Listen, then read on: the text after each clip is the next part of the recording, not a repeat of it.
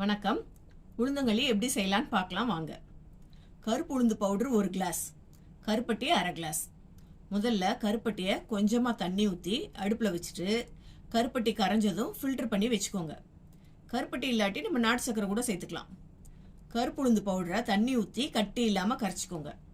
கரைச்சதை சூடான கடாயில் ஊற்றி கைவிடாமல் கிண்டணும். ஃபில்டர் பண்ண கருப்பட்டியை ஊற்றி கைவிடாமல் கிண்டணும். சுத்தமான நல்லெண்ணெய் 40 ml ஊற்றி கிண்டுங்க. கிண்டுறதை விட்டுட்டோம்னா கட்டி கட்டியாக ஆகிடும். கருப்பு உளுந்து உடம்புக்கு ரொம்ப ரொம்ப நல்லது. இதில் ஹைலி கால்சியம் சத்து இருக்குது. இதை நம்ம அடிக்கடி சாப்பிட்டுட்டு வந்தோம்னா போன்ஸ் நல்ல ஸ்ட்ரென்த்தாக இருக்கும். மூட்டு வலி இடுப்பு வலியெல்லாம் வரவே வராது. இப்போது இது வெந்துடுச்சான்னு எப்படி பார்க்கணுன்னா, தண்ணியை கையில் தொட்டுட்டு களியை தொட்டோம்னா ஒட்டாமல் வரணும். அப்படி ஒட்டாமல் வந்தால் உளுந்தங்களி ரெடி. சப்போஸ் ஒட்டுச்சுன்னா இன்னும் கொஞ்சம் கிண்டணும். அவ்வளோதான். ரெடியானதும் உளுந்தங்களி இப்போ ரெடி ஆயிடுச்சுன்னா அது சாப்பிட்றப்ப நல்லெண்ணெய் ஊற்றி சாப்பிடணும். நீங்களும் உங்கள் வீட்டில் ட்ரை பண்ணி பாருங்கள். தேங்க்யூ.